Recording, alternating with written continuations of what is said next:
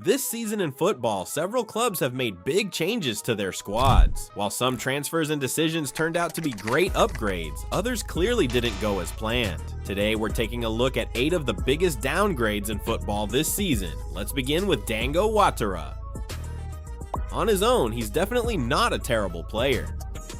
Since joining Brentford in the summer, he has been involved in 11 goals in 26 appearances for the London club.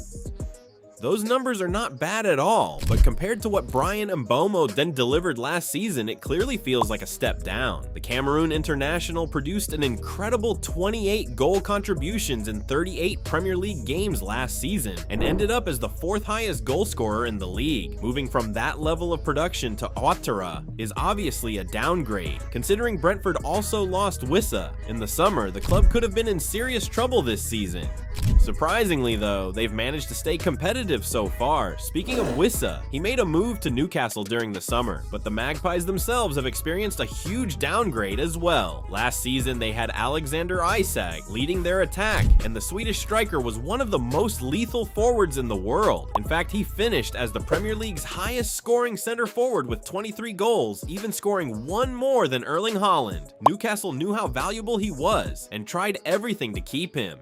However, the former Dortmund striker pushed hard for a transfer and eventually completed a move to Liverpool on deadline day. After losing such an important player, Newcastle had to search for a replacement. That search led them to Nick Woltemade, who arrived for a club record fee of 75 million euros. Unfortunately, things haven't gone according to plan. Across all competitions, he has scored just 10 goals in 42 appearances. It's pretty clear that this is a big drop from what Newcastle had with Isak. What makes the situation even stranger is that the coach has sometimes been using their record signing in midfield rather than as a striker. That definitely doesn't help the downgrade narrative. Now, while Isak moved to Liverpool, Trent Alexander-Arnold was leaving the Merseyside club to join Real Madrid. His departure created a huge gap in Liverpool's squad. The club tried to replace him by signing Jeremie Frimpong from Bayer Leverkusen for around 40 million euros. However, things haven't gone smoothly for the Dutchman so far. Injuries have kept him sidelined for long stretches, and he has missed about 20 matches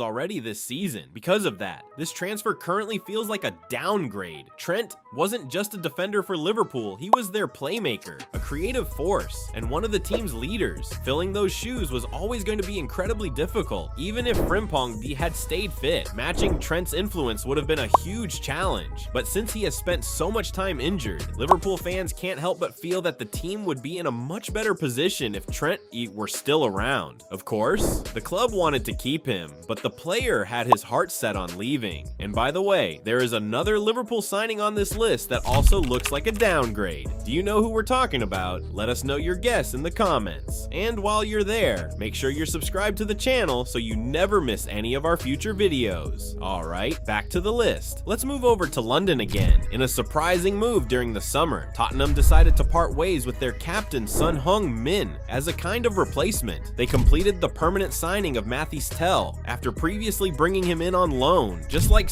Tel can play both on the left wing and as a center forward, but when it comes to performances, the difference has been huge. Son might not have had his best season before leaving Spurs, but he still produced 23 goal contributions and helped the club lift a trophy. That was considered a disappointing season for Son, yet Tel has not come close to those numbers. This season, he has managed just 3 goal contributions across all competitions and was even left out of the club's Champions League squad.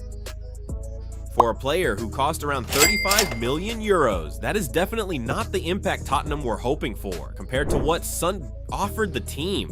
Tel currently looks like a major downgrade. One of the clearest downgrades this season has happened at PSG after their Champions League winning campaign. Luis Enrique made the surprising decision to move on from Gianluigi Donnarumma and replace him with Lucas Chevalier. The move has not worked out well at all. In fact, Chevalier has already lost his starting spot to Matvei Safonov, who used to be Donnarumma's backup. And this situation feels even worse when you remember just how important Donnarumma was for PSG. He wasn't just a solid goalkeeper, he was one of the best shot stoppers in world football, and extremely reliable in penalty situations. His performances played a huge role in PSG eliminating teams like Liverpool and Arsenal in the Champions League before eventually winning the competition for the first time in their history. What makes this decision even more surprising is that Donnarumma was reportedly willing to accept a pay cut to stay stay at the club. Despite that, Enrique chose not to continue with him. Looking back now, it clearly feels like an avoidable downgrade. There's another goalkeeper downgrade coming up, but first let's talk about Crystal Palace. The club lost their star man Eberechi Eze in the summer and replaced him with Jeremy Pino. Pino is a talented 23-year-old winger, but he hasn't been able to match Eze's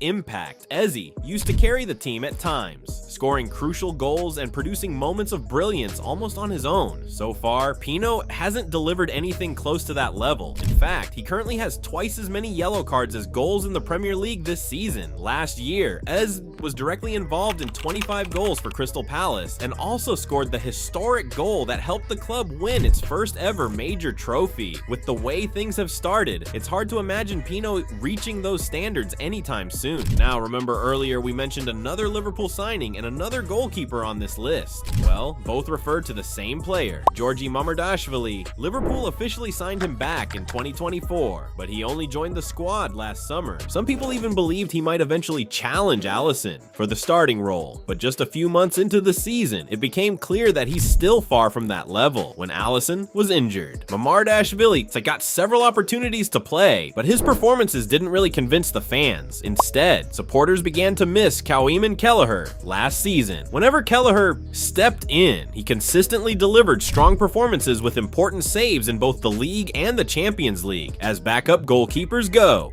Kelleher was among the best in the world compared to that reliability. Mamardashvili currently feels like a downgrade. Finally, let's finish with a coaching situation. Just 3 games into the new season, Nottingham Forest decided to sack Nuno Espirito Santo, despite the incredible campaign he delivered last year. During the 2024-25 season, Nuno was one of the standout managers in the Premier League. He even became the first Nottingham Forest manager to win the Manager of the Month award 3 times in a single season. Under his leadership, Forest finished 7th and qualified for European football for the first time in 30 years. It was truly a historic achievement for the club. However, after falling out with the club owner early in the new season, Nuno was dismissed. Since then, the managers who have replaced him haven't been able to replicate his success. From Ange Postecoglou to Shadesh, and now Vitor Pereira, none of them have managed to stabilize the team. Instead of competing for European places, Nottingham Forest now find themselves fighting to avoid relegation. That dramatic drop shows just how big of a downgrade the club made in the dugout. But what do you think? Are there other major downgrades we've seen in football this season? Let us know your thoughts in the comments below. If you enjoyed this video, make sure to leave a like and subscribe to the channel. And don't forget to turn on notifications so you never miss our latest uploads. We'll see you in the next video.